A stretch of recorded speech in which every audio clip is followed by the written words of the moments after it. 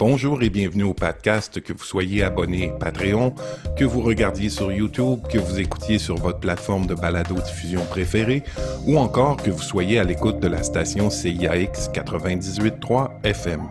Patrick Lajeunesse au micro. Cette semaine au podcast, il est congolais d'origine et belge d'adoption. Jean Kabouta a été un professeur passionné de néerlandais et d'anglais au secondaire.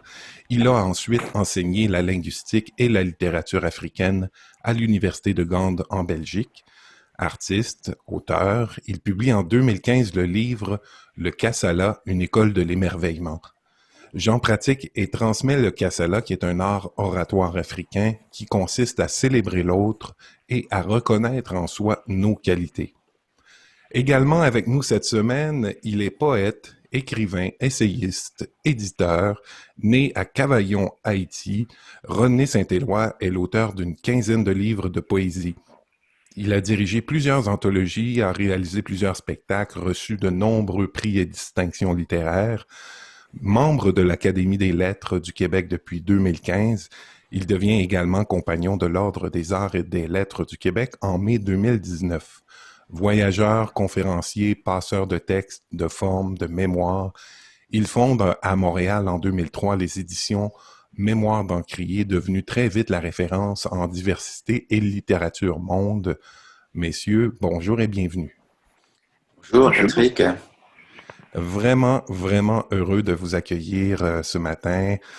Ça fait déjà un petit bout de temps que on essayait de créer ce rendez-vous à trois. Je connais pas personnellement René, mais bien sûr, je le connais de réputation et à travers sa littérature. Jean, on a eu l'occasion de se rencontrer à quelques reprises et même le grand bonheur, j'ai eu l'honneur, le grand bonheur de participer à un atelier de Kassala. Et je regardais dans sur ma Facebook là, où c'était, parce que c'est moi qui avais organisé le truc à Sherbrooke. Et puis en fait, aujourd'hui, on est le 17, hein, si je ne me trompe pas. Oui. Donc, c'était hier, le 16 septembre, ça a fait 3 ans exactement.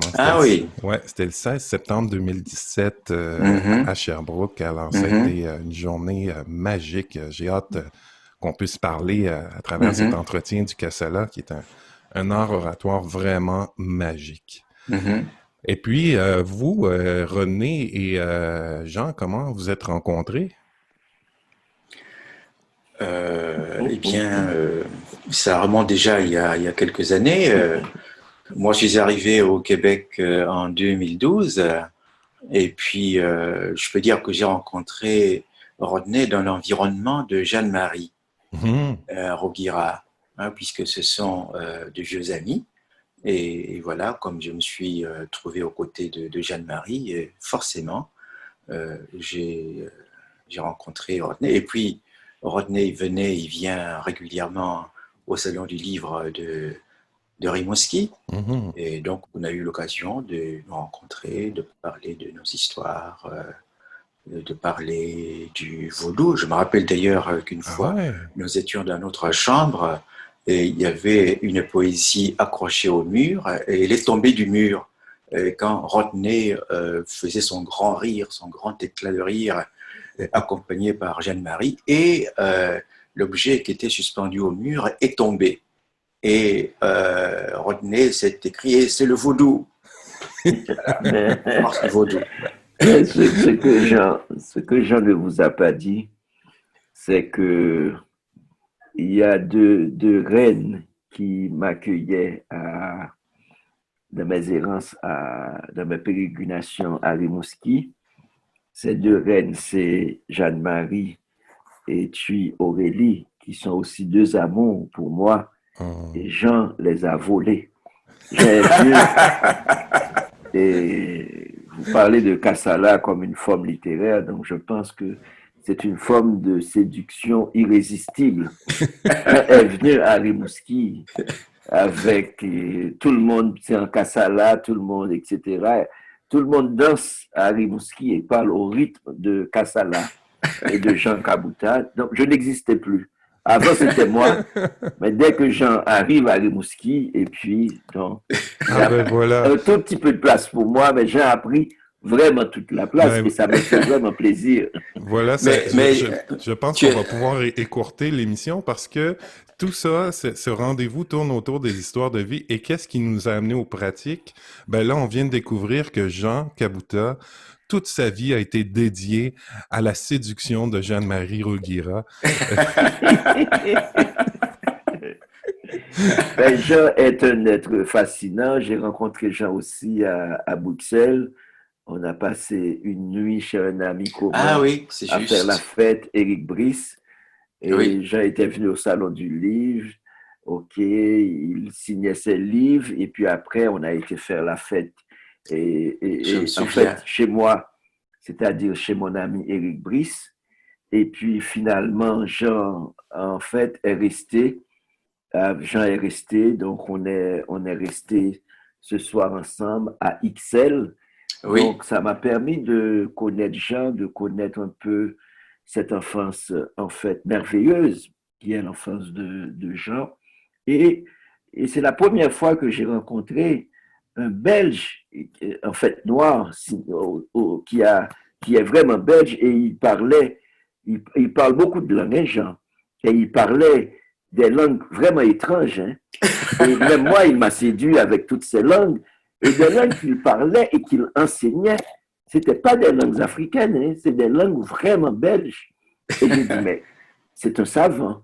Donc, j'ai beaucoup aimé, en fait, l'élégance de Jean qui nous parle de son histoire, de l'histoire de la Belgique. Et puis, c'est comme si j'ai eu en écoutant Jean, en fait, la première fois parler de son histoire et de la Belgique, c'est la première fois que j'ai eu une histoire de la Belgique par la perspective de Jean, mhm. par une autre perspective. Je veux Euh, dire une perspective racisée. Dans ma tête, la Belgique appartenait au roi, et quand j'arrive à Bruxelles, j'ai découvert que ça appartenait plutôt à Jean Kabuta. Donc, la Belgique et Rimouski, c'est conquis. oui, tout à Absolument. fait. C'est conquis. Et puis pour situer les gens, on parlait de Jeanne-Marie Rouguira, c'est que peut-être que les gens qui suivent le podcast régulièrement ont écouté la rencontre qu'on a eue entre Jeanne-Marie et Boucar Diouf. Donc, pour situer les gens, Jeanne-Marie est professeure à l'Université du Québec à Rimouski et également la conjointe de Jean Kabuta qui est avec nous aujourd'hui. Donc, tout ça est une grande histoire familiale finalement.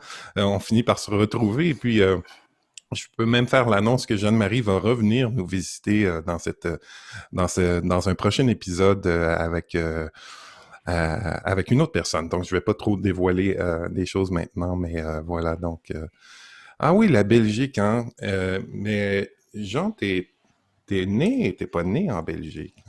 Alors moi, je suis né à Kamina, au Mhm, Congo, mhm, dans ce qu'on appelait autrefois le Congo belge.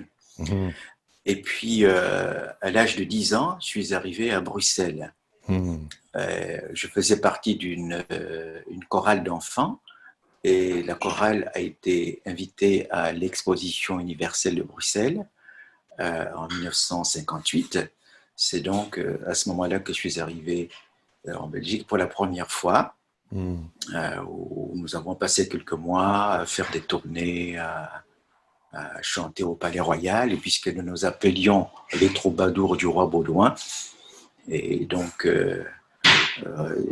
en somme, on avait été invité par le roi lui-même, ce qui était un honneur absolument extraordinaire. Et nous avons eu en tant qu'enfants la chance de serrer les mains princières et royales. Hmm. Alors, quand tu penses qu'à l'époque, l'Europe, la Belgique, c'était comme le paradis, et les Blancs, c'était des êtres spéciaux, des êtres beaux, intelligents, riches. Et alors, entrer dans leur demeure et serrer leurs mains, rien que ça, c'était une faveur absolument extraordinaire. Donc, c'est comme ça que mon aventure avec la Belgique a commencé sur Hmm. cette note extrêmement idyllique, Hmm. une très très belle expérience, c'est-à-dire nous avons passé 6 mois en Belgique, en Allemagne, en Hollande, à chanter. Quand tu es enfant, que tu vas presque jamais à l'école, que tu ne fais que chanter, peut-on être plus heureux? Voilà, c'est ça mes débuts Wow, en wow. Belgique. Puis je suis retourné en Afrique après évidemment notre tournée de 6 mois. Mais entre-temps, il y avait une famille belge qui m'avait remarqué, qui s'était attachée à moi. Et peu de temps après, je suis retourné en Belgique alors pour y vivre. Hmm. Donc une forme de déracinement, mais volontaire et peut-être pas tant que ça. Je sais pas là, à ce moment-là, qu'est-ce qui... C'était le hasard, c'était ce que Ouais. j'appelais, ce que nous appelions à l'époque la chance, Hmm. parce que cette famille est devenue ma deuxième famille, Mhm. et ça m'a fait beaucoup de bien parce que ma famille en Afrique était plutôt chaotique, mes parents ayant divorcé quand j'avais quelques mois, Mhm. Mhm. et là je trouvais une famille qui fonctionnait. J'avais ma chambre, j'avais mon Mhm. piano, j'avais ma bibliothèque, ma discothèque. On n'a pas idée, même quand j'en parle aujourd'hui, ça m'émeut Mhm.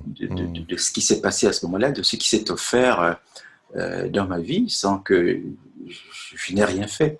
Tu veux, Mhm. Mhm. c'est la vie généreuse, abondante, Mhm. et qui m'a donc projeté dans cette famille qui Mhm. débordait d'amour pour moi, qui m'a totalement aimé. Mhm. Ouais, totalement, totalement. Et j'aime raconter que il m'arrivait de me regarder dans le miroir et de constater que j'étais pas, on n'avait pas tout à fait la même couleur.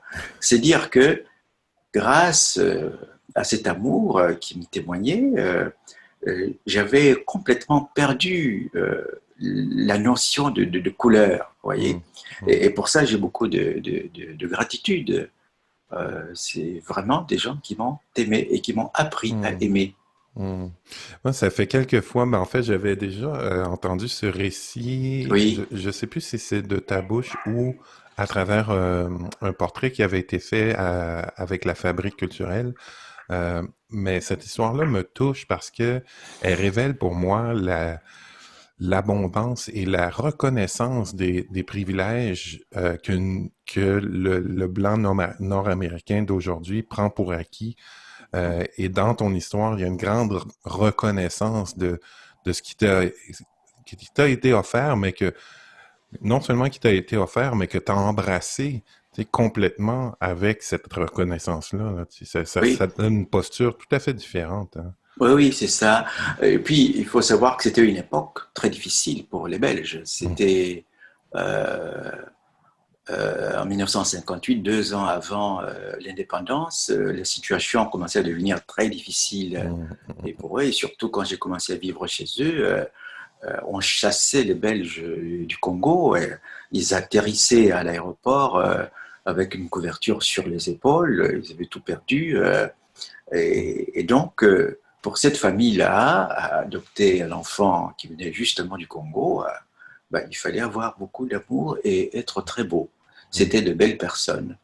hum, Et puis en même temps, pour moi, qui avait, à travers ma mère, une idée assez négative du blanc. Je veux dire, hum, le blanc qui était privilégié, outre mesure, qui vivait en ville, où il y avait de belles écoles, de belles églises, de belles piscines, etc. Alors que nous, en tant que Noirs, on vivait à la cité, où tout était délabré, etc. Et puis, être là, rencontrer des humains. hum, Voilà. Oui, parce hum, que ce qu'on connaissait en Afrique, c'était pas des humains. D'ailleurs, dans notre langue, en tout cas dans la langue de ma mère, c'était des blancs, c'était pas des bantous. Hein, quand on dit le singulier c'est muntu, pluriel bantou, ça s'adresse à un humain. hum, Et alors quand il y avait un blanc et un noir ensemble, on disait qu'il y avait un homme, donc un humain, et un blanc. hum, Et donc en Europe, en hum, Belgique, j'ai rencontré des blancs humains, des hum, bantous. Et hum, c'était un grand avantage. hum, Oui. hum. Et René Cavaillon, Haïti, euh, t'as grandi là jusqu'à quel âge t'as grandi en Haïti? En fait, je suis. Il y a. En fait, nous sommes une suite d'errances. D'abord, je suis né à Cavaillon, qui est un village vers le sud d'Haïti. Et il faut dire que je suis né de parents très, très humbles. Le mot humble, c'est un mot qu'on dit pour ne pas dire pauvre. Parce que les gens ont peur de la pauvreté, alors que, en fait, 90% de la planète c'est de la pauvreté, c'est pas l'abondance. Jean a eu la chance, j'aime beaucoup quand j'en parlais de cette abondance. Quand on voit l'abondance, ça nous effraie même de voir toute cette abondance, le piano dont parle Jean. Et donc, cette notion mais ce que j'ai vécu à Cavaillon quand j'étais petit, ça ressemblait beaucoup à l'abondance parce qu'on ne connaissait pas ce que c'était la pauvreté. En fait, c'est des gens, on ne calculait pas, on avait quelque chose qui ressemblait au bonheur, on chantait, on dansait, on vivait avec les morts. Je me rappelle que tout enfant, j'étais toujours je vivais dans une espèce d'imaginaire. C'est comme si je vivais dans un petit nuage. En fait, j'ai grandi avec la petite maison de Tida, qui est ma grand-mère, et ensuite, tout près de la petite maison, il y avait la tombe de Tida. Et ce qui m'a frappé dans la tombe de Tida, c'était que la tombe était fleurie, contrairement à la maison. C'était la tombe qui était fleurie. C'est comme s'il y avait ce que j'appellerais le rituel de la tombe. Donc, la tombe est fleurie. Et donc, il y avait vraiment de jolies fleurs. Et le soir, on racontait des histoires, des contes. On disait cric, l'assistance répondait crac. C'était cric, crac, etc. C'était autour de la tombe. Donc, la tombe était un espace de vie. Et à l'intérieur de la maison de Tida, ma grand-mère, ma grand-grand-mère, c'est parce qu'on ne dit pas arrière-grand-mère, on dit grand-mère pour montrer la hiérarchie et le respect. Pour nous, vraiment, une grand-grand-mère, c'est vraiment quelque chose de sérieux. Et je pense qu'il y a un proverbe africain qui dit un vieux ou bien une vieille qui meurt, c'est une bibliothèque qui brûle. Et je pense que nos ancêtres, nos vieux, sont vraiment pour nous des bibliothèques. C'est des maps, c'est des gens à célébrer. Donc, et dans la maison de Tida, il y avait c'était vraiment très humble, un petit lit en fer qui était son lit. Et au-dessus du lit, il y avait son cercueil. Et il y avait son cercueil. Et le cercueil, à Cavaillon, on était dans les fin années 60, début années 70, c'était un signe de dignité. C'est-à-dire que parce que quand elle prépare sa mort, donc j'ai vécu avec une grand-mère qui avait sa tombe et qui avait son cercueil. Donc, et qui chantait, elle chantait, et que la mort va venir, nous voilà. Elle chantait la mort. Quand la mort frappera à la porte, nous y serons. C'est ça qu'elle disait. Mais en même temps, on parlait d'abondance, pour rebondir sur le mot de Jean. Quand on parlait d'abondance, j'ai une grand-mère qui me lisait tous les soirs la Bible. Et cette grand-mère me disait, l'Éternel est mon berger. Je répétais tous les jours, tous les soirs, avec cette grand-grand-mère, Tida, qui disait, l'Éternel est mon berger, je n'y manquerai de rien, il me fait reposer dans de verts pâturages. Imaginez cet enfant qui est dans un univers de grande humilité, très ouvert, avec les étoiles, avec les arbres, avec les oiseaux, avec les rivières, c'était ça mon domaine. Et puis, et j'ai une grand-mère qui me disait, l'Éternel est mon berger, donc c'est comme si j'avais un berger, dans ma tête, le berger c'était l'Éternel, et puis en fait, ça finit par, je ne manquerai de rien. C'est-à-dire que, en fait, j'étais dans l'abondance sans le savoir. C'est-à-dire l'inconscient, ce que m'a donné cette grand-mère-là, c'était le goût du monde. C'est-à-dire, je ne manquerai de rien.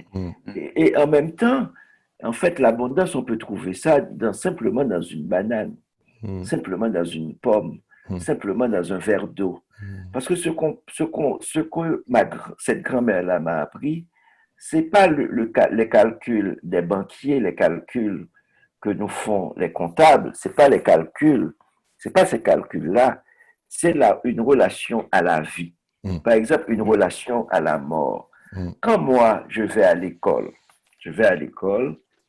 très bien, etc., et je découvre quelque chose d'extraordinaire.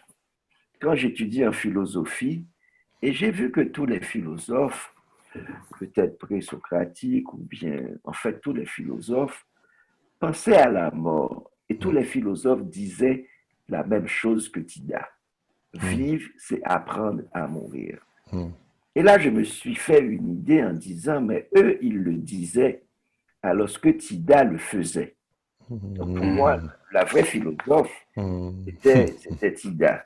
Et pour faire une histoire courte, ce qui m'a beaucoup fasciné dans cette abondance-là, c'est que Tida, et je me suis rendu compte un peu plus tard que Tida qui me faisait lire la Bible ou bien chanter dans un livre de chant, écoutez bien, le livre de chant s'appelle Chant d'espérance.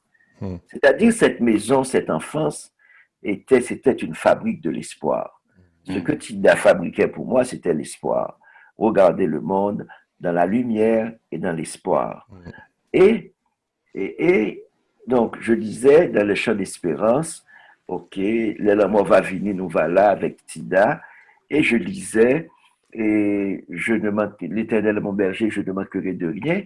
Et quelle fut ma surprise en découvrant un matin que Tida tenait cette Bible à l'envers. Donc, j'ai découvert que Tida ne savait pas lire. aïe, Et aïe, Tida, mais elle me disait telle page parce qu'elle va pendant 50 ans chez le pasteur à l'église et en fait, elle sait comment chanter, elle mm, sait les chansons, elle sait les paroles, elle connaît les versets, donc elle peut lire les versets avec mm, moi, mais elle ne lisait pas mm. vraiment. En fait, elle récitait Elle récitait par des cœur. choses. Elle avait, sa mémoire travaillait, Mhm, etc. Il y avait une autre mhm, forme d'intelligence mhm, par rapport à l'écriture. Et donc, c'est pourquoi quand j'étais élu, quand j'étais nommé à l'Académie des lettres du Québec, et puis je disais que j'étais le petit-fils de Tida.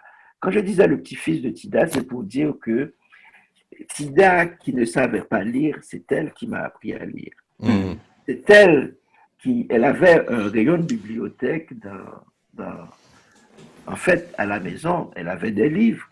C'est comme si pour moi, Tida m'a donné ce qu'elle n'avait pas. Et c'est à mhm, partir de Tida que j'ai redéfini le verbe donner, Patrick, en disant donner, c'est pas donner ce qu'on a.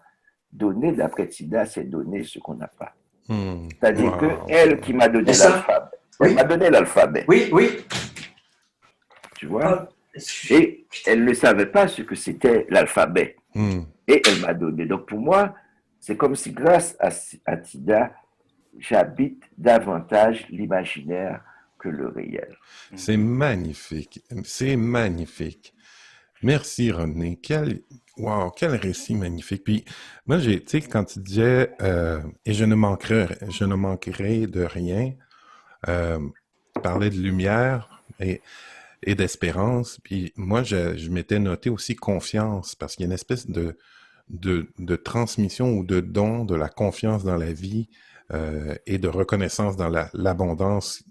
Et puis, j'entends même qu'elle n'a pas eu à te faire la leçon morale sur la reconnaissance de l'abondance parce que c'est à travers cet enseignement-là que toi-même t'as fait le chemin de la reconnaissance de l'abondance autour. Et oui, parce que Jean disait une chose qui m'a beaucoup touché quand il disait que c'est sa famille belge, et avec sa famille belge, il avait perdu la notion de couleur. Mm, Et c'est-à-dire, il se regardait dans le miroir, c'était étrange, mais il ne sentait pas qu'il y avait un conflit dans sa négritude par Mm, rapport à la blanchitude. mhm, mm, Parce qu'il n'y avait pas de conflit. Parce que le monde est harmonie dans la forêt, dans la vie, dans l'état où j'étais à Cavaillon. C'est-à-dire qu'on était beaucoup plus dans on était dans l'exploration de vivre ensemble. On vivait avec tous les vivants. Comment vivre avec le jardin? On avait le petit jardin là pour manger. On avait les fruits, on avait les légumes. En fait, on avait tout. On avait l'eau, on avait les étoiles, on avait les contes, et puis on avait la pluie. Donc, on vivait avec tous les vivants. Et je pense que quand on parle, il n'y avait pas vraiment de conflit. Ce qu'on me donnait, c'était pas le ressentiment par rapport à l'autre. Ce qu'on me donnait, c'était un grand champ d'espérance. C'était l'espérance du monde. Et c'est pourquoi je pense que on parle beaucoup de résilience, mais je pense qu'il devait y avoir un autre mot. En fait, pour des gens comme nous qui sommes en exil, regarde Jean qui a connu une suite d'exil. Belgique, ensuite Rimouski. Même pas le Canada, hein, c'est Rimouski. Donc, ça veut dire, on est moi, Cavaillon, Port-au-Prince, Montréal, etc. Ça veut dire chaque exil, on perd. Il y a quelque chose qu'on perd. Il y a plein de choses qu'on perd. Mais ce que les gens ne savent pas, quand on perd, on peut voir ce qu'on perd, mais il faut regarder aussi du côté de ce qu'on gagne. Parce que quand on perd, le verbe perdre est aussi le verbe gagner. Le verbe perdre n'existe pas sans le verbe gagner. Moi, j'ai tellement perdu, j'ai beaucoup perdu, mais en même temps, j'ai autant gagné que j'ai perdu. Et je pense que c'est ce qui est essentiel. Et Senghor parlait de la civilisation, définissait la civilisation comme le donner et le recevoir. Je pense qu'on est dans ce donner et de recevoir. Et quand on est dans ce donner et de recevoir, grâce peut-être à la culture, grâce aux livres et grâce à nos parcours, grâce à nos grands-mères, grâce à nos pianos, la musique qui nous a fait, notre éducation, on ne peut pas diviser le monde en noir et blanc. On ne peut pas. On ne peut pas entrer dans un regard binaire sur le monde. C'est-à-dire que pour moi, par exemple, Harry Mouski, la personne qui compte le plus pour moi, c'est pas le maire de Rimouski, c'est pas, etc. C'est cette femme qui s'appelle, en fait, Jeanne-Marie, dont on a parlé, qui est venue dans cette ville-là et qui a ajouté quelque chose de nouveau. C'est-à-dire que souvent je pense à Rimouski, je dis, mais que serait Rimouski sans elle? Tu vois, donc quand j'en viens à Rimouski, et puis tu vois, il y a 15-20 personnes qui me parlent de Kassala, donc j'ajoute une dimension à l'imaginaire des gens.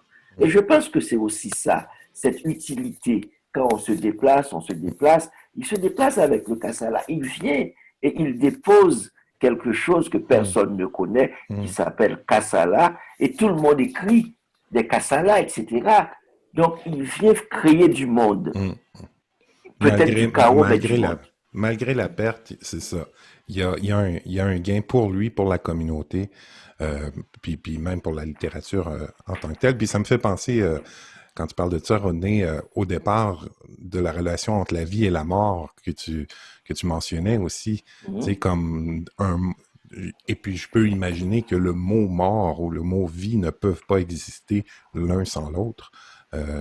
Donc, c'est magnifique. Et puis... Alors, c'est ça, je voudrais revenir un instant sur ce que Rodney vient de dire, en parlant, en évoquant, en rappelant le fait que celui qui arrive, l'exilé, il ne vient pas les mains vides. J'aime à dire qu'il ne vient pas seulement pour manger la poutine, hein, il apporte quelque chose. Alors, ce qui est tout à fait remarquable, c'est que, en ce qui me concerne, j'arrive justement avec un héritage. L'autre, le Québécois, accueille cet héritage, il l'enrichit avec sa propre culture et un nouveau produit émerge. De nouvelles manières de faire apparaissent auxquelles je n'aurais jamais pensé. Par exemple, ce qui me frappe ici, c'est le fait que les Québécois qui s'initient à mon art se mettent à composer au moment, à écrire au moment de la parole, ce dont moi je ne suis pas capable. Alors c'est un apport absolument extraordinaire à cette pratique venue d'Afrique. Et elle est beaucoup plus grande, plus intéressante aussi, grâce à l'intervention, à la collaboration finalement de l'autre, du Québécois. Et moi-même, quelquefois, je me sens comme dans deux chevaux sur l'autoroute, essayant de faire difficilement du 100 à l'heure, et à côté de moi passent des bolides vroom, vroom, hein, qui font du casse à l'œil. Moi-même, je ne sais même pas les rattraper. Je suis là, s'il vous plaît, pas trop vite, j'arrive pas à suivre. C'est absolument extraordinaire. Et ça, ce n'est possible que par cette rencontre. Alors, il y a une deuxième chose que je voudrais évoquer par rapport à ce que Ornay nous a partagé, c'est qu'il a dit que Tida lui a appris à lire finalement. Et j'ai la joie de dire que moi, c'est ma mère qui m'a appris à lire, même si elle-même savait à peine écrire. Elle lisait la Bible, mais elle la connaissait aussi de mémoire. Je la voyais discuter avec des gens qui avaient fait des études bibliques, elle citait des versets. Au fond, elle la connaissait de mémoire. Alors, elle m'a appris à lire. Alors, elle me disait, mon fils, je pense que en te laissant aller en Europe, je t'ai perdu. Parce que quand je t'écris, quand je t'envoie une lettre, tu la parcours rapidement et puis tu la jettes et puis tu me réponds n'importe quoi. Voilà, mon fils, ce qu'il faut faire quand tu reçois une lettre qui vient d'Afrique. Tu reçois la lettre, tu la laisses reposer jusqu'à ce que tu oublies que tu as reçu une lettre. Alors, quand ton esprit est tout à fait dégagé, tu prends la lettre venue d'Afrique, tu la lis une fois, et puis tu la laisses encore reposer. Et tu fais ça 3-4 fois. Alors, au bout d'une semaine, tu la prends maintenant, tu t'assieds, tu la relis encore, et puis tu commences à répondre. À ce moment-là, tu auras une meilleure compréhension de ce qui est dit dans la lettre, et tu pourras répondre adéquatement. Je pense, mon fils, que le problème avec des gens qui ont lu beaucoup de livres comme toi, c'est que ces livres qu'ils ont lus leur voilent la vue et ils ne sont plus capables de voir au-delà de leurs livres. Alors, maintenant que tu as des diplômes, etc., maintenant, il faut te mettre à notre école, pour apprendre à lire, pour devenir un humain digne de ce nom, un Muntu.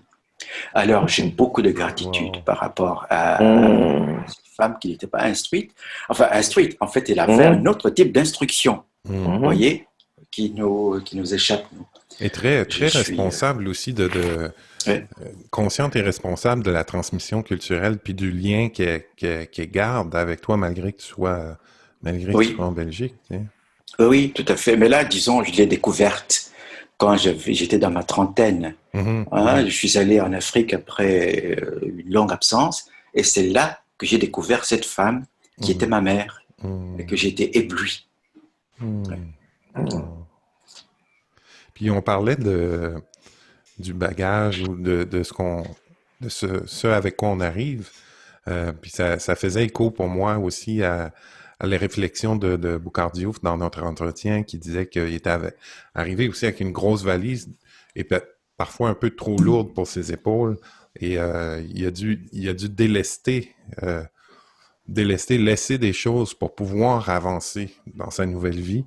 Est-ce que vous avez vécu ça aussi dans l'exil où parce qu'on disait, bon oui, on a des pertes, mais est-ce qu'à travers ces pertes-là, il y a des pertes choisies, c'est-à-dire des choses qu'on décide consciemment de laisser de côté pour pouvoir avancer?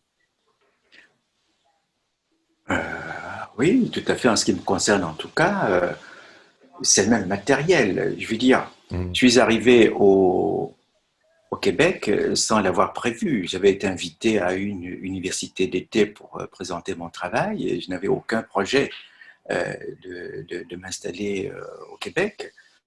Et d'ailleurs, mon garagiste me disait, mais monsieur, je comprends pas. Je comprends pas que vous soyez installé à Rimouski. J'aurais compris que vous soyez à Montréal, Toronto, à la limite Québec, mais Rimouski, c'est qu'il y a une femme là-dessous.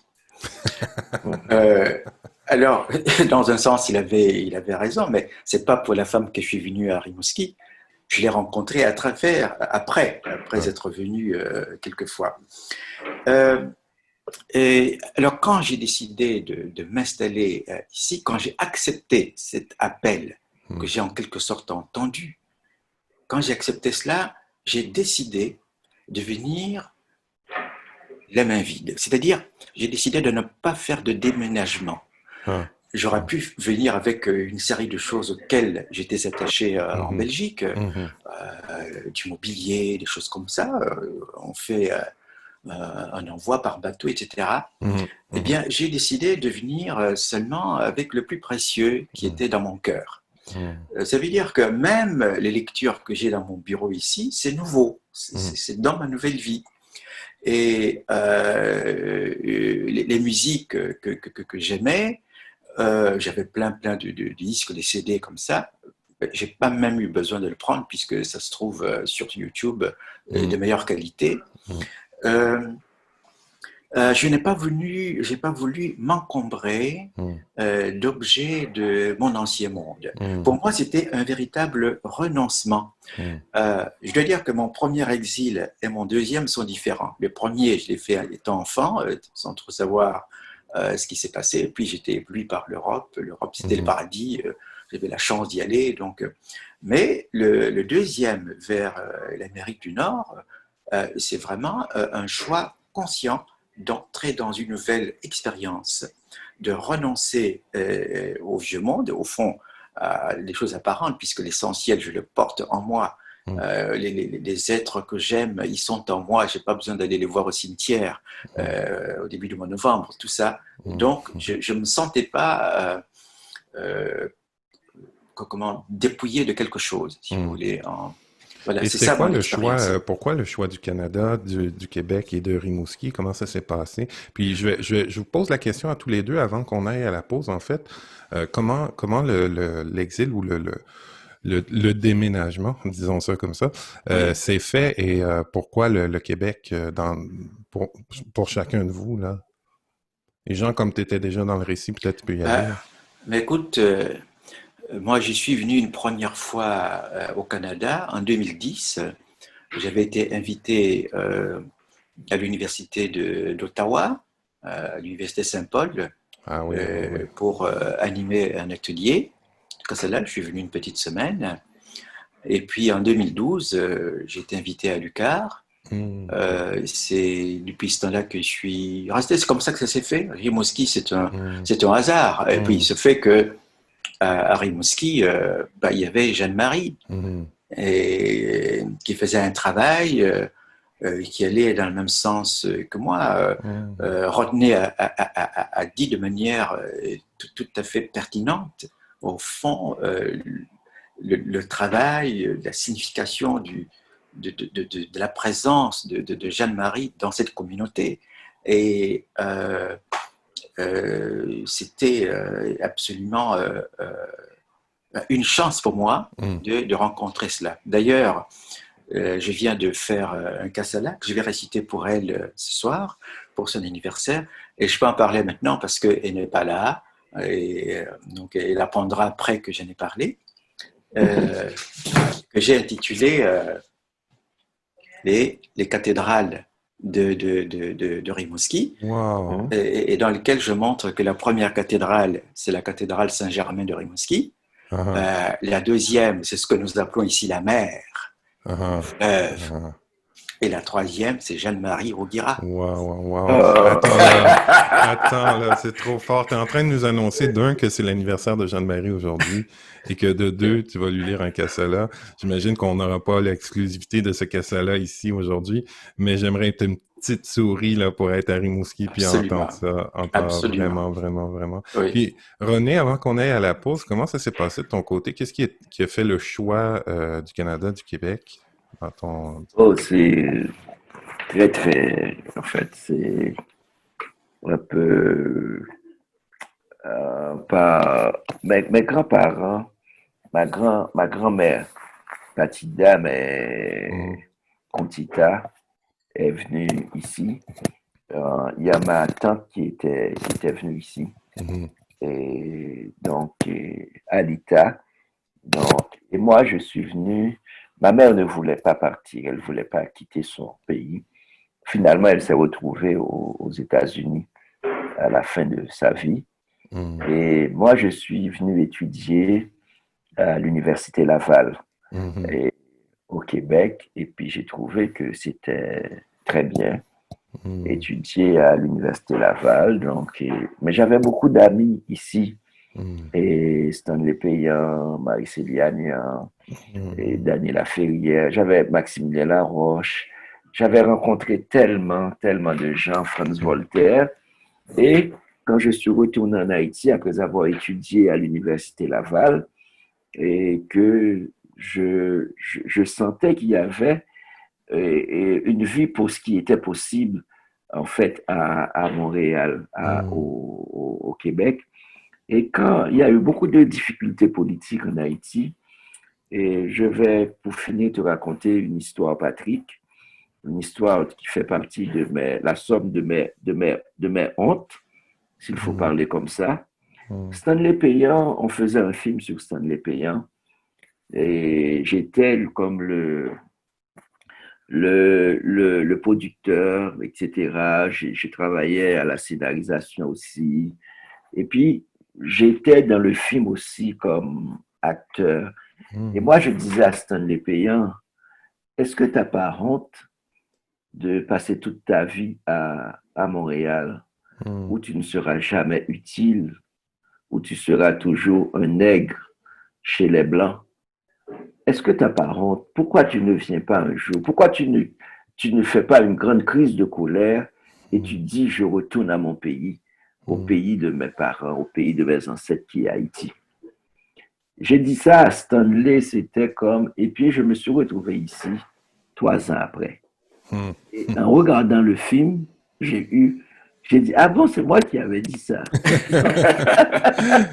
C'est lui qui le dit, c'est lui qui l'est. Ah Oui. ouais, ah ouais, ah ouais, ah ouais. Puis Stanley que j'adore, je le connais pas personnellement, mais j'aimerais tellement le rencontrer. Euh, Vraiment. Ben merci, merci pour ces récits. On va faire une courte pause pour se délier les jambes un peu OK? et on revient dans quelques instants. Nous revoilà avec Jean Cabouta et René Saint-Éloi. Juste avant la pause, on discutait en fait des origines, d'où on vient, comment on est arrivé ici, de l'exil, de ce qu'on amène, de ce qu'on laisse derrière soi, mais surtout de ce qu'on apporte. C'est ce que j'ai retenu de cette première partie de notre rencontre, de l'apport qu'on amène à la société d'accueil et puis qui est très, très grand dans les deux cas. Je suis vraiment heureux que vous ayez fait ce choix-là pour nous, pour notre littérature, pour notre société. C'est une grande, grande richesse. Donc, merci d'avoir fait ce choix de vivre au Québec. Euh, et là, dans nos histoires de vie, ben là, on a compris un peu le parcours, mais ce que j'aimerais savoir peut-être, c'est à partir de quand et comment. Déjà, René en a parlé hein, à travers sa grand-grand-mère pour l'intérêt pour l'écriture, puis Jean aussi nous a un peu parlé de comment s'est installée l'écriture à travers sa mère qui lui rappelait un peu ses origines et puis la façon d'aborder la lecture et l'écriture, parce qu'ils vont de pair. Euh, mais comment s'est développé chez vous, dans votre pratique, la passion? Parce que c'est maintenant votre métier, c'est maintenant votre occupation principale. Comment et pourquoi dans votre parcours est apparue cette passion-là? Comment ça s'est passé? René, est-ce que quand tu regardes dans ta mémoire, euh, il y a un moment, est-ce qu'il y a un moment particulier, déclencheur, où on se dit, ah, c'est ça que je veux faire, ou ah, j'ai découvert en le faisant que vraiment là, il y a quelque chose d'important pour moi. Et je pense que cela se passe de manière très inconsciente. Et C'est-à-dire, je ne pouvais pas j'avais pas ce privilège-là de dire quand j'étais comme gamin, je voulais devenir en fait écrivain. Mm. Parce que je ne suis pas issu d'une famille où on pouvait se dire ce mot de devenir. C'est un privilège c'est un privilège et que je suis allé à l'école, c'est un privilège. En fait, tout ce qu'on fait dans la vie comme usage, en fait, pour moi particulièrement, l'amour, la beauté, l'écriture, en fait, la vie, tout est un privilège.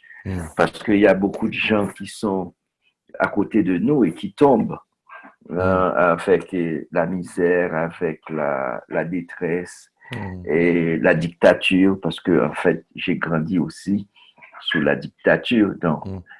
Donc, vous voyez, donc c'est une situation très, très, très, très difficile parce que j'ai grandi dans un univers où les livres étaient interdits. Donc, dire devenir écrivain, c'est déjà assumer une forme de subversion qui était passible de prison, qui était passible de mort. Donc, c'est-à-dire qu'on devait marronner. Marronner, c'est comme les marrons de la liberté. C'est-à-dire qu'on ne pouvait pas, on devait avancer masqué. On ne pouvait pas avancer à visage découvert. Donc, si on disait qu'on était comme écrivain, c'est comme si on allait écrire contre la dictature. C'est comme si, parce que écrire en Haïti, c'est vraiment, et on a une tradition d'écrivains martyrs, de Jacques-Séphine Alexis, Jacques Roumain, etc. Parce que les gens qui écrivaient naturellement, et c'était pratiquement des opposants. Et même le rapport à l'intelligence aussi en Haïti, si l'intelligence n'était pas au service de la dictature, donc l'intelligence était malvenue. Donc vous voyez, il y avait en fait une double scène, un double jeu, c'était un petit peu difficile. Et je pense que c'est dans ce marronnage-là qu'est tout l'art de l'écriture. Et c'est comme un enfant et qui s'amuse à faire. En fait, les enfants font ce que leurs parents leur disent de ne pas faire. Et nous, on fait exactement ce que la dictature ne veut pas.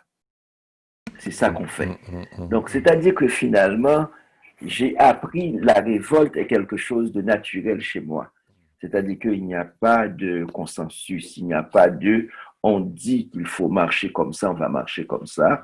Donc, et tout à l'école, c'est né pour moi à l'école, le métier d'écrivain. Quand j'étais au secondaire, j'étais ce qu'on appelle le président de classe, celui qui gère la classe. J'étais toujours président et un petit peu dictateur parce qu'en Haïti, tout président est à vie. Donc, j'étais comme président de classe. Et être président de classe, ça veut dire que je pouvais gérer les retards. C'est moi qui gérais. Si Patrick vient en retard, je devais noter. Et je me suis mis, en fait, à tricher en écrivant à la place, en écrivant des lettres de motivation à la place des parents. Je signais pour les parents, je signais et j'avais une habileté réelle à faire la signature de ta mère, de ta grand-mère, de ton père, de ton oncle, etc. Quand même un bon dictateur. J'étais comme dans une espèce de fiction. Et donc ça, et je pouvais voir le pouvoir des mots. Et là où je pouvais voir aussi le pouvoir des mots, c'est que j'ai des amis, je lisais beaucoup, et comme je lisais beaucoup, donc j'ai des amis qui étaient venus vers moi, souvent pour écrire des lettres d'amour. Et moi, qu'est-ce que je faisais? J'allais à la messe, j'allais voir les filles dont ils étaient amoureux, et j'écrivais, je m'étais mis dans la peau de Belensky, de Vial, de tous les autres pour écrire des lettres d'amour. Et j'ai éprouvé un certain nombre, j'ai commencé à éprouver ce qu'on appelle l'altérité, c'est-à-dire me mettre dans la peau de Maud et écrire pour Belensky. Et j'ai eu l'impression quand Belensky, finalement, grâce à mes mots, embrasse Maud, Et il y a une partie de ce baiser qui m'est réservée. Donc, j'ai compris qu'il y avait un pouvoir immense dans les mots. C'est-à-dire que je pouvais m'amuser. C'est comme si je pensais quelque part cette femme qui est la fiancée de Belensky, comme quand elle lit, ce sont mes lettres qu'elle lit. Donc, c'est comme si on se partageait vraiment quelque chose. Il y a quelque Donc, chose de Cyrano. Oui, oui, oui, de Cyrano de Bergerac quand j'ai découvert ça plus tard. Donc, c'est comme ça que j'ai appris la force de l'écriture. Et puis, il y a aussi le rappel de Tida, parce que Tida m'avait donné l'alphabet. C'est comme une promesse à ne pas trahir. Et quand j'ai écrit, par exemple, Nous ne trahirons pas le poème, c'est peut-être ça. C'est comme s'il y a un testament. Le testament, c'est que Tida m'a donné l'alphabet. Et je pense que pour devenir un être humain, je me suis dit, si elle s'est sacrifiée pour me donner l'alphabet, ça va être quelque chose d'extraordinaire. C'est grâce à cet alphabet qui fait que quelqu'un comme Jean Cabuta va venir me rencontrer, me parler. C'est à cause de cet alphabet que Patrick va pouvoir me parler. Et c'est comme si avec cet alphabet, j'avais une responsabilité aussi de vous parler de Tida. Le juste retour des choses, puis le respect filial, de la transmission, puis du don qui a été fait. Hein. C'est tellement respectueux. René, je te fais juste un petit remarque technique, là. Fais juste attention parce que ton micro est sur ton fil, puis des fois tu l'accroches. Donc, juste faire attention. Ouais, c'est ça. D'accord. Faut juste être attentif à ça. Et puis, de ton côté, Jean, comment ça s'est manifesté? En ce qui me concerne, je suis arrivé à l'écriture, je dois dire, de manière... je me souviens en tout cas bien comment j'y suis arrivé. C'est que j'arrive à Bruxelles en 58 avec cette chorale, et puis on retourne en Afrique. On est en 58. Alors, en 59, le prêtre qui dirigeait la chorale me dit « Est-ce que tu n'écrirais pas à cette famille qui t'invitait de temps en temps quand on était en Belgique. En fin de semaine, quand on ne chantait pas, cette famille m'invitait. Alors moi je dis mais je sais pas écrit. J'avais même pas conscience que cette famille s'était attachée à moi. J'avais 10 ans. Je dis mais écris. Moi je dis mais je sais pas le français. Qu'est-ce que je vais écrire? Il me dit écris toujours. Alors il a tellement insisté que j'ai écrit quelque chose, je ne sais pas quoi, n'importe quoi. Et peu de temps après est arrivée une bande magnétique de Belgique, envoyée par mon papa blanc, qui est celui qui est devenu mon papa blanc. Et je ne comprenais pas, je ne savais pas le français, mais je me rappelle bien cette phrase qui disait « Jean, nous t'aimons ». Cette bande est arrivée avec un billet de 1000 francs. 1000 francs en 1959, c'était beaucoup d'argent. Et c'est comme ça que j'ai commencé à écrire. Au fond, tout en apprenant le français, j'ai appris le français en écrivant des lettres. Et il y a eu beaucoup de correspondance avec cette famille. Et je suis vraiment entré dans l'écriture à partir d'eux. Et puis j'ai pris vraiment goût à la lettre, à l'art de la lettre, que j'ai beaucoup pratiqué.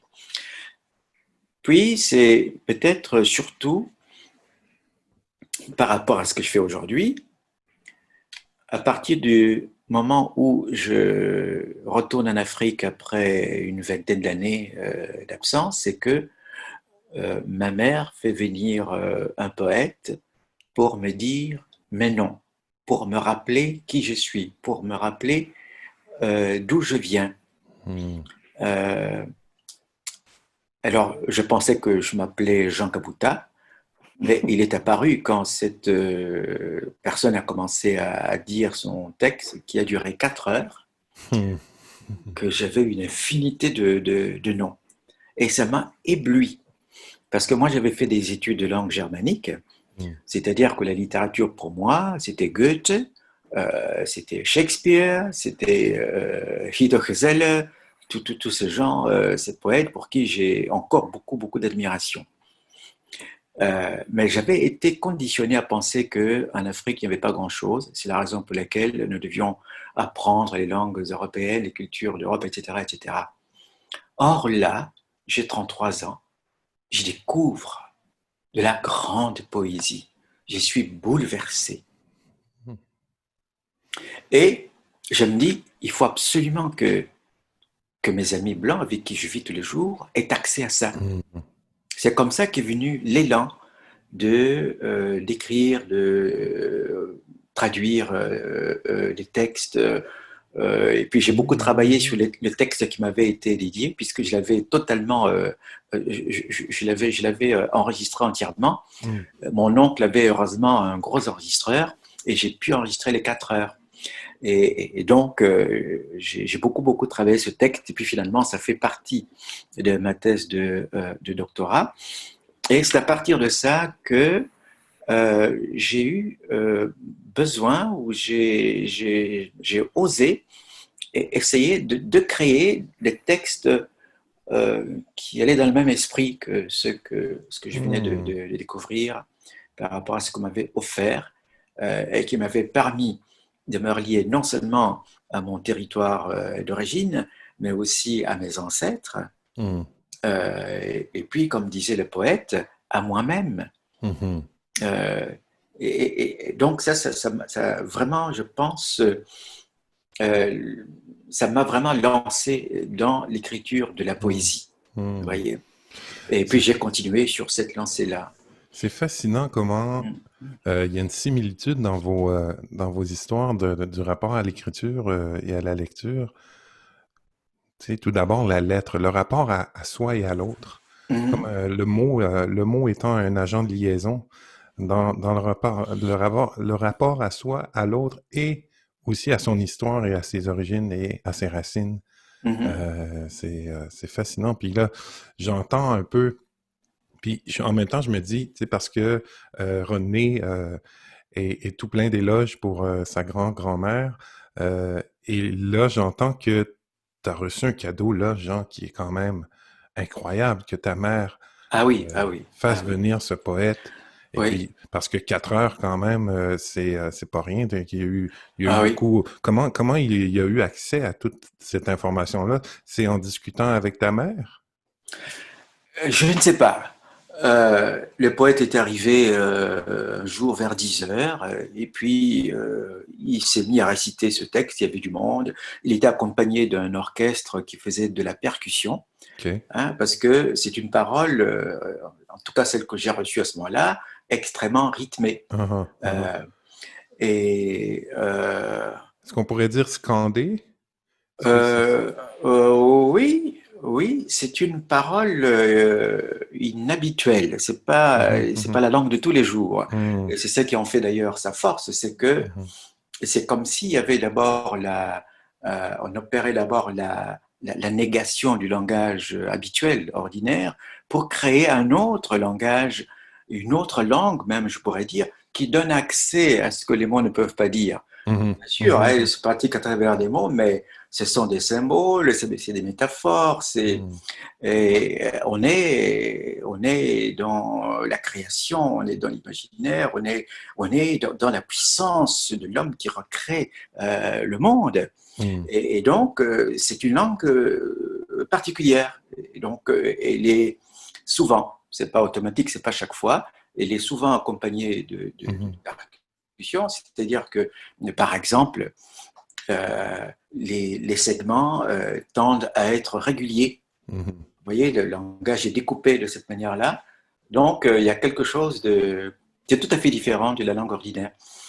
Et alors, ça peut être chanté. Là, il y avait des parties chantées, il y avait des parties récitées, tout simplement. Ça peut être dansé. Il y a toutes sortes d'expressions pour célébrer la vie, puisque c'est de ça qu'il s'agissait. J'étais face à quelqu'un qui célébrait la vie à travers moi, à travers les autres personnes, à travers les animaux, à travers les arbres. Et en Mhm. plus, ils faisaient tout ça de mémoire. Oi, oi, oi, Moi, ah pour dire ouais. quelques mots, j'avais besoin d'un morceau de papier. Et puis j'étais fier, là, quand je suis arrivé en Afrique, j'avais un diplôme de langue germanique. C'est pas le genre d'études que les Noirs font. Mais là, je t'assure que j'ai été remis à ma place. Ah oui, j'ai vraiment. Ah, mais quand même. Ça m'a fait Quand... beaucoup de bien. Ça m'a Ah fait. ouais. Ah oui, Une une belle leçon de... connaissance de l'esprit humain, une Ouais. connaissance de l'environnement, Ah, ah, beaucoup de sagesse. Et là, donc, c'était une révélation pour hum, moi, et donc vraiment un grand stimulus hum, pour, euh, pour développer ça, pour hum. déployer. Et c'est comme ça que ça s'est Assez pour que passé. ça en devienne un doctorat. Puis, donc là, pour les auditeurs, on est en train de parler de la découverte de ce qui est devenu le cassala ou ce qui était déjà le cassala. C'est une tradition qui est ancienne, qui est récente. C'est une très très ancienne tradition.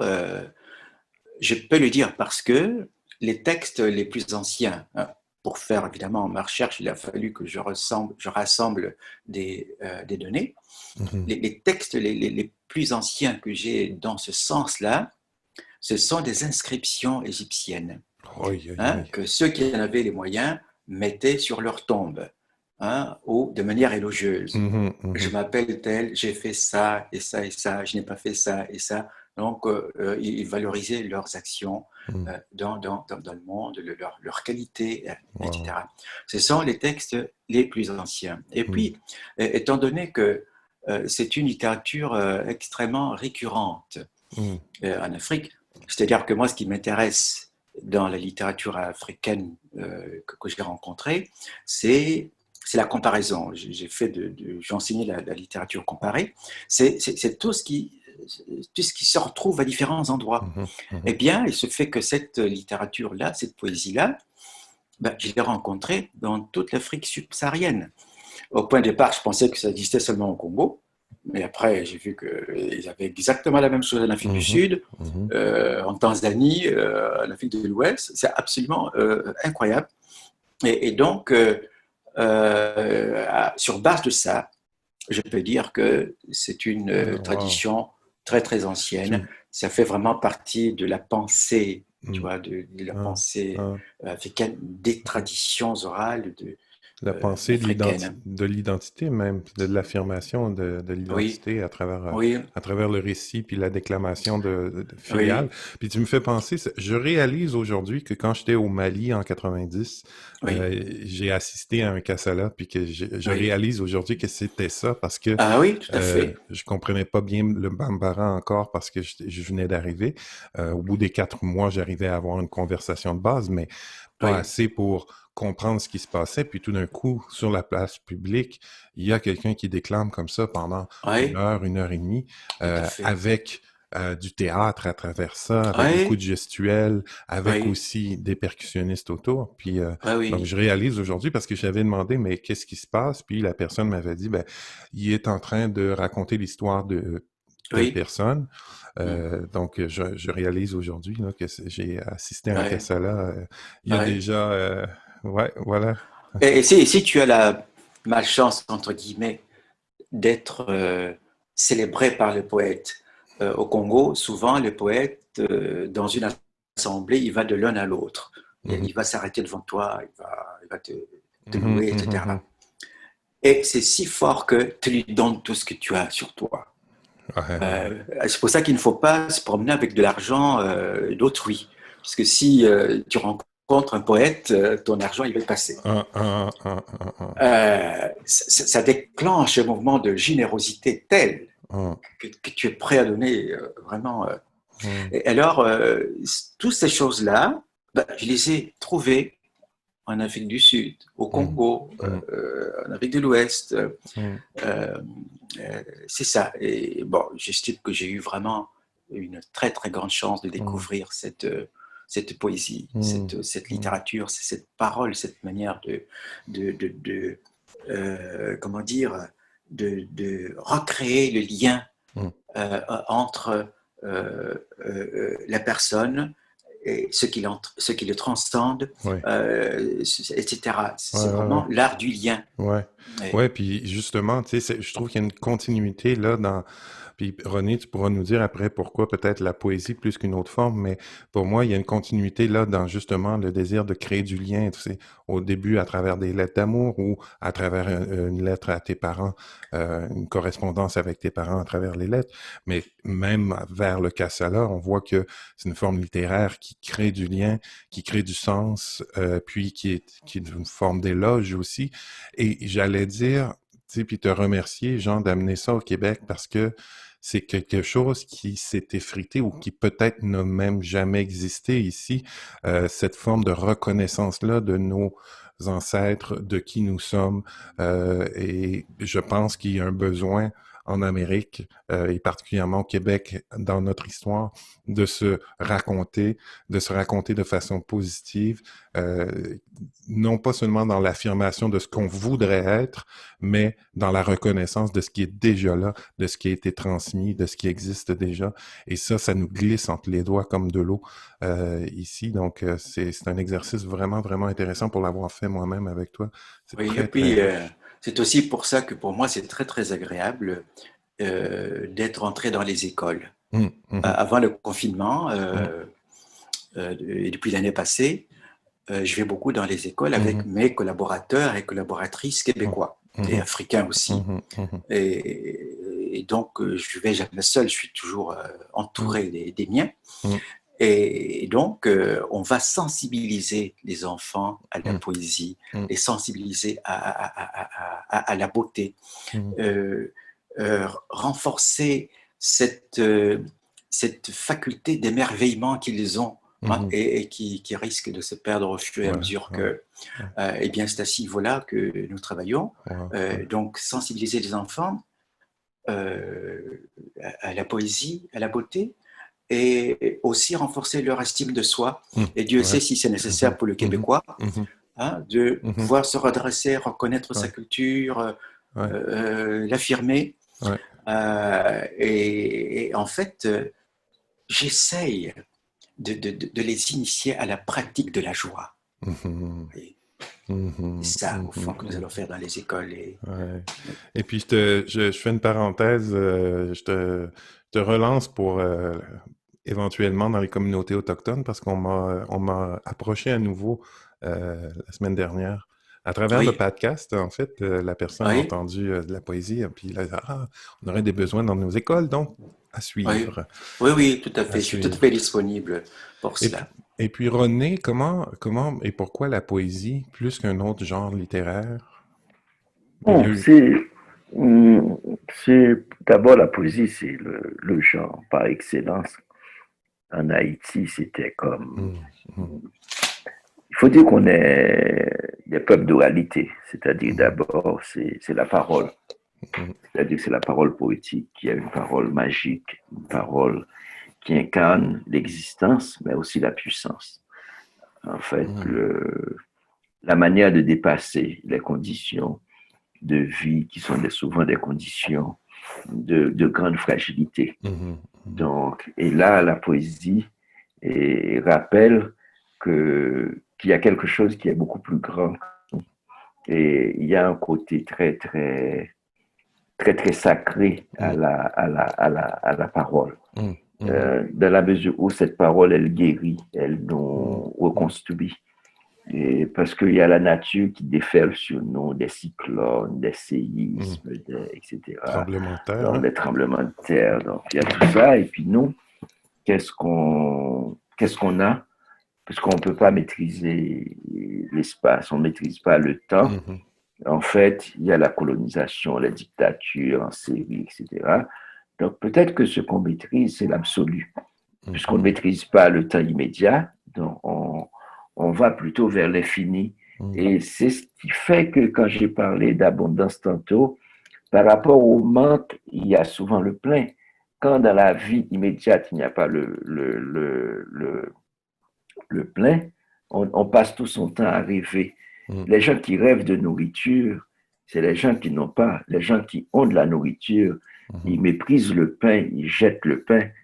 Donc, le pain appartient davantage à celui qui n'en a pas qu'à celui qui en a. Donc, et c'est un peu ça. L'écriture est arrivée et comme si c'était un absolu, un infini, comme si c'était une manière de citoyenneté. Parce qu'en fait, toutes les histoires ont été racontées, mais les histoires ont été racontées sans nous. Même quand on raconte l'histoire de notre pays, l'histoire d'Haïti a été d'abord racontée par la France. Donc, il a fallu du temps pour que nous rétablissions notre propre histoire. Est-ce que vous voyez? Parce que l'histoire qui a été racontée, c'est dire, ça a toujours dit que les nègres sont des paresseux. Les nègres sont ci, les nègres sont ça. C'est l'histoire. C'est-à-dire que la question coloniale, on est dans une situation coloniale, on n'a pas raconté l'esclavage. L'esclavage n'existe pas. Ce qui existe, c'est des gens qui ont monté un système de domination, qui ont mis des humains dans une situation qu'on appelle l'esclavage. C'est des gens qui ont été mis en esclaves. Il n'y a pas un État qu'on appelle comme esclave. L'esclave, ça n'existe pas un esclave. Ce qui existe, c'est la domination de l'autre, c'est la machine impériale, c'est la machine, c'est le dispositif de pillage de l'autre. Au lieu de développer des altérités, on pille l'autre de son humanité, on dépossède l'autre. Donc, l'autre n'est pas esclave, parce que l'esclave, c'est un mot neutre, alors qu'il y a une violence qui fait que l'autre a été mis en esclavage. L'autre a été dépossédé de tout. On a volé son âme, on a volé son corps, on a volé sa terre, donc on a volé son continent, on a tout volé. Donc, et c'est ça, je pense, qui est peut-être fondamental. Il nous faut arriver à recréer des narratifs. Parce que si nous ne recréons pas nos propres histoires, on va les trafiquer. Et quand on les trafique, donc dans les histoires, même dans les films, il n'y a pas un film. Moi, quand j'étais petit, je regardais les films. Et Patrick, tu parlais tantôt des autochtones, mais en fait, en Haïti, on dit toujours, les Indiens sont morts toujours dans les films. Ouais, ben oui. On les voit passer, puis on les voit comme s'ils allaient vers la mort. Mais c'est pas eux qui font les films. C'est pas eux qui mettent en place les scénarios. Est-ce que vous voyez? Donc, je me rappelle, mais vraiment tout petit, quand on parlait des autochtones, le mot qu'on disait, qu'on ne dit plus maintenant, c'est les Indiens. Et les Indiens, finalement, sont morts dans les films. Parce qu'en fait, ils ne sont pas des sujets. On ne nous les présente pas comme des sujets capables de faire l'histoire. Donc, c'est pourquoi la poésie, elle est importante, puisque la poésie doit nous réintroduire dans le cercle de l'humanité.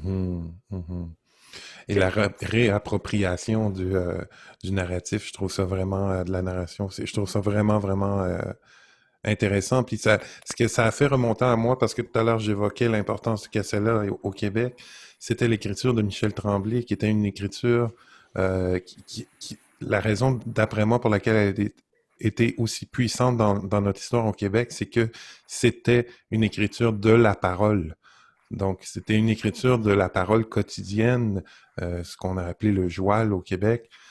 Donc, à ce moment-là, ben, le narratif était celui vraiment du sujet et non pas, justement, de l'impérialiste qui raconte ou qui s'approprie une histoire ou dans laquelle les sujets ne sont même pas humains, à la limite. Hein, parce que, René, tu parlais des Indiens au cinéma, tu sais, puis en effet, il y a une déshumanisation de la personne dans les représentations toujours du vainqueur, hein, entre guillemets le vainqueur, le dictateur ou peu importe.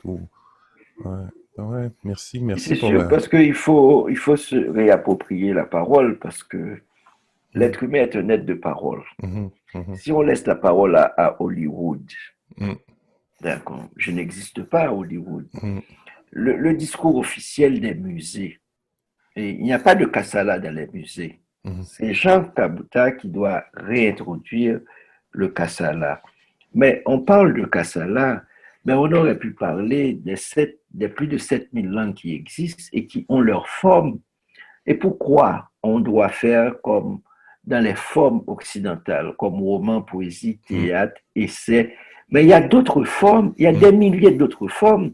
Est-ce que vous voyez, quand l'Occident enferme la créativité dans 4 ou 5 formes, vous voyez tout ce qu'on perd. Ouais, ouais. Est-ce que vous voyez le Ouais. nombre de choses, le nombre de pièces de théâtre qu'on perd parce que ça ne rentre pas dans vos catégories. Ouais. Le nombre de poésie qu'on perd parce que nous, dans nos maisons d'édition, on n'appelle pas ça poésie. On perd ça parce qu'on ne sait pas, parce que comme ce n'est pas nous qui le faisons, en fait, c'est comme, en fait, vous voyez, donc, c'est ce qu'il faut réinterroger, c'est quels sont les espaces de légitimation. Pourquoi on nous dit ça c'est un chef-d'œuvre et ça c'est pas un chef-d'œuvre. Pourquoi on nous dit ça, ça doit être légitimé, ça doit être signé, etc. Pourquoi on nous dit ça? Parce qu'à partir de quels critères? C'est-à-dire que cette espèce de police des mœurs littéraires, cette police des mœurs culturelles, il faut cesser. Et c'est pourquoi quand on parle de diversité ou de diversalité, le monde est plus grand. Et je dis souvent ça, le monde est plus grand que le plateau Mont-Royal. Ouais. J'espère. Il faut aller loin, très loin. Parce que sinon, on tournerait en rond dans le plateau sans cesse. Oui. Mais je trouve que cette parole-là, puis ce que tu viens de dire, René, il y a un effet d'autorisation dans ça qui est très libérateur. Parce que tu poses la question pourquoi, mais ça pourrait être aussi pourquoi pas. Pourquoi pas? Pourquoi pas le faire? Parce que moi, dans ce que ça crée en moi, c'est l'autorisation et la liberté de pouvoir me mettre à l'écriture sans m'enfermer dans un genre. Et c'est ça souvent qui va me bloquer à l'écriture. Oui. Ah non, là, c'est trop du conte. Ah là, je suis trop dans... je suis trop dans la parole, là, je suis dans le slam, là, je suis dans la poésie. Fait que là, je me mets moi-même des balises qui m'enferment et puis qui finissent par étouffer ma créativité. Tu sais. Oui, mais si vous voyez en fait, les nouveaux enjeux littéraires aujourd'hui, regardez qu'on parle de Kassala. C'est important, mais il y a des milliers d'autres formes que l'on ne connaît pas, des milliers d'autres langues qu'on ne connaît pas. Et il faut qu'on interroge les structures, les universités, les créations littéraires, les modèles qu'on impose comme des modèles d'édition, qu'est-ce qu'on édite, qu'est-ce qu'on n'édite pas, et qu'est-ce qu'on prime, les prix littéraires, et les langues qu'on parle aussi. Pourquoi on est obligé de parler en français? Donc, il y a tellement de langues et les langues apportent tellement d'autres choses à nous, d'autres humanités. Donc, ce qui est en jeu, je pense que c'est la réduction de nos imaginaires à quelques petits signes et le mépris de ce que l'humanité représente dans sa multiplicité. J'allais te demander, René, est-ce qu'il y a des espaces de discussion de ce sujet-là? C'est-à-dire des forums ou des lieux communs où les éditeurs, les écrivains, les gens qui pensent la littérature... C'est ce qu'on fait là. Quand on prend la littérature québécoise, regarde qu'on parle de Jean Kabuta. C'est-à-dire, Jean a une mémoire, Jean a un parcours, Jean a des pays, Jean a des choses à nous donner. Regarde qu'on parle de Jeanne-Marie. Jeanne-Marie nous donne. Regarde qu'on parle de Aurélie. Aurélie a des choses qu'elle donne, d'autres mémoires, d'autres cultures. On parle beaucoup de culture. Regardez la littérature québécoise. Mais ça, c'est des gens qu'on connaît. Mais il y a des milliers d'autres qu'on refuse de regarder. Et c'est ça qui est important. Regarde la littérature jeunesse québécoise. Vous dites, ah, c'est ça la littérature jeunesse. Mais donc, vous ne regardez pas le monde. Il faut s'ouvrir en disant que le monde doit passer par ici. Et le monde doit passer par ici à travers ces signes. Et à mémoire d'un crier, par exemple, c'est ce que nous essayons de faire. Vous venez de parler des Autochtones. Vous comprenez ce qu'on perd si on perd les Inuits, quand on les met dans des réserves. Vous comprenez ce qu'on perd quand on perd les Algonquins, quand on perd leur langue, leur cri, leur imaginaire, leur mode de vie, leur cuisine. On ne parle pas seulement de littérature comme si c'était simplement des mots. C'est des existences, c'est des humanités. Hum, hum, hum, hum. Et Jean, qu'est-ce que tu souhaites pour notre transmission, pour arriver justement à sortir des cadres préétablis par, écoute, c'est des cadres qui sont là depuis tellement longtemps.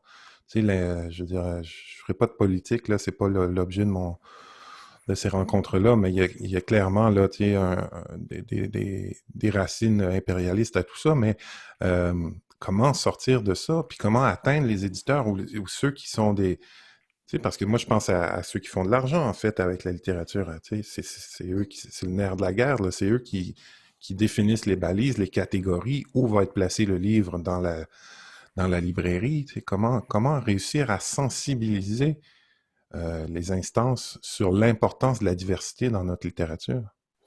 Moi, par rapport à ce que vient d'évoquer Rodney et qui est d'une importance capitale, euh, j'estime, et je vis cela, comme je le dis, j'estime que nous avons une responsabilité. Des gens comme moi, des gens comme Rodney et d'autres, Jeanne-Marie et d'autres, qui prennent conscience que le monde ne se limite pas à ce que l'Occident a décidé que ce devait être. Ouais. Nous avons suffisamment cheminé dans le sens de l'Occident pour comprendre que c'est complètement faux et nous avons la Mhm. chance d'être portés par d'autres cultures. Alors, j'estime que nous avons la responsabilité de faire connaître d'autres manières d'être au monde, d'autres manières de penser. Mhm. Euh, Moi, quand j'ai commencé mes activités autour du Kassala, c'était du temps où j'enseignais encore à l'université et j'allais beaucoup en Afrique. Et j'ai eu l'élan de faire quelque chose pour mon pays. Mhm. Et donc, j'ai créé un centre Kassala là-bas, des tas de choses. Euh, alors, en venant ici, évidemment, j'ai pas pu poursuivre mon projet africain, si vous voulez, puisque je suis beaucoup plus loin. En plus, je suis à la retraite, donc je n'ai plus les mêmes possibilités que Mhm. celles que j'avais à cette époque-là. Mais je me rends compte en vivant ici, en faisant le travail que je fais, que c'est aussi important de faire ça ici que en Mhm. Afrique. Mhm. Euh, Mhm. je viens de cette île-là, je viens de la côte nord où j'ai eu l'occasion de rencontrer des communautés autochtones et je me suis dit, mais c'est vraiment ça qu'il Mhm. faut faire et la vie est bonne pour moi Mhm. de m'amener là. Euh, Ça fait que il s'agit d'incarner cette Voilà. pensée que je Voilà, ouais. suis Voilà. de, de, de, de, de, de l'humain qui Mhm. prend conscience Mhm. euh, qu'il est réduit, qu'il est enfermé dans un carcan Mhm. et le montrer d'une manière concrète. Mhm. En fait, quand je vais dans les écoles ou partout, je vais apporter ce que je peux partager avec les autres, ce que je suis, Mhm.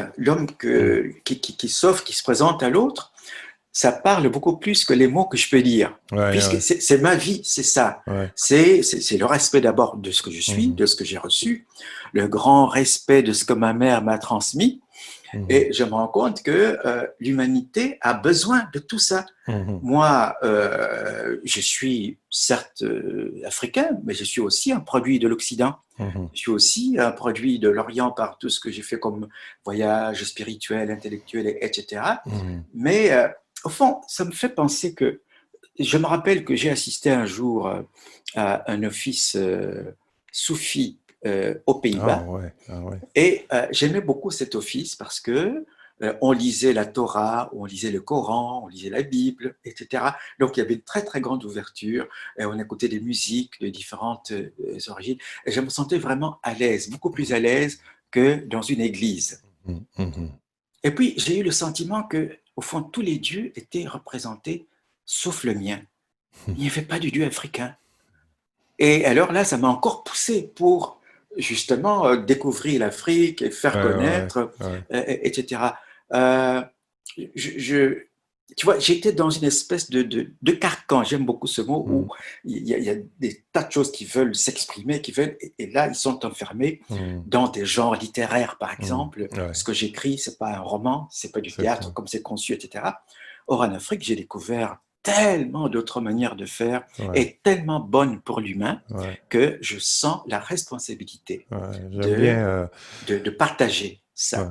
J'aime bien ça, la notion de responsabilité. Puis à ma question, comment on fait? Ben, j'entends la réponse, ben, on le fait en n'attendant pas l'autorisation de l'autre, mais en s'appropriant soi-même la responsabilité de cette transmission-là, puis le droit de se décloisonner de ce qui a été cloisonné, Oui, ou d'assumer qu'on on fait pas partie d'une case. D'une part, de ton côté, genre, à travers l'enseignement ou les ateliers auprès des enfants, puis à tout ce que tu fais à Rimouski, à travers ta propre écriture, puis de ton côté, René, ben, à travers ton écriture et aussi ben, la maison d'édition, parce que là, je disais, mais comment on fait pour interpeller les éditeurs? Ben, toi, tu as décidé, tu as dit, ben, je vais le faire moi-même, je vais créer ma propre maison d'édition parce que je vais pas attendre que les maisons d'édition finissent par comprendre l'importance puis la richesse de tout ça. je Notre... pense excuse-moi de t'interrompre, je pense à une chose pendant que tu parles. Par exemple, nous allons, depuis que je suis là, nous allons réciter du Kassala au salon funéraire. Ah, ouais. On a été à Québec, Montréal, ici à Rimouski, Ah, ça devient une pratique. Alors, tu n'as pas idée combien les gens découvrent une autre manière d'accompagner ben oui, c'est le mort, de marquer magnifique. cette transition si importante. Wow. Je me rappelle des personnes qui nous disaient dans un salon à Québec, ils disaient, d'habitude, quand on va dans ce genre de cérémonie, ben, on sort couvert de mort, là, mais avec ce que vous faites là, parce que nous faisons plusieurs désormais, on Mhm. cite les textes, on les compose ensemble, etc. Mais avec ce que vous faites, ben, on sort d'ici inondé de vie. Ben oui, ben Alors là, oui. c'est Wow, l'un des wow. cadeaux que je Ah reçois ben là, je suis à heureux de travers savoir ça. ça parce que je savais pas que tu offrais aussi que ça s'était développé de ce côté-là. Ah Notre oui. entretien tire à sa fin. J'aimerais, avant qu'on se quitte, euh, savoir rapidement c'est quoi les projets. Ben là, Jean, déjà, tu nous donnes des pistes de ce que tu fais présentement. Est-ce qu'il y a des choses qui s'en viennent dans les prochaines semaines, les prochains mois pour vous? Qu'est-ce qui est dans l'air, disons? Eh bien, je dirais qu'en ce qui me concerne, le confinement a apporté une dimension à mon travail. Mm. C'est que c'est vrai, on a beaucoup perdu. J'ai pas pu aller dans les écoles, tout Mhm. ça. Mm. Mais j'ai développé l'enseignement, les ateliers en ligne. Mhm. Et je me rends compte que ça marche. Il y a des avantages. Aujourd'hui, dans mes ateliers, il y a des gens qui sont en Lettonie, Mhm. à Londres, à Bruxelles.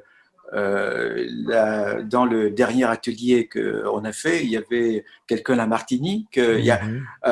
C'est absolument extraordinaire. Et puis, ce Wow. qui est étonnant, c'est que les gens s'attachent les uns aux autres Mm. et ça Ben oui, devient une famille. ben oui, ben oui. D'ailleurs, nous avons créé une communauté de Ouais, pratiques à ouais. partir de ce travail en ligne. Wow. Donc, je n'ai jamais autant travaillé que pendant le Mm. confinement, dans ce Mm. domaine.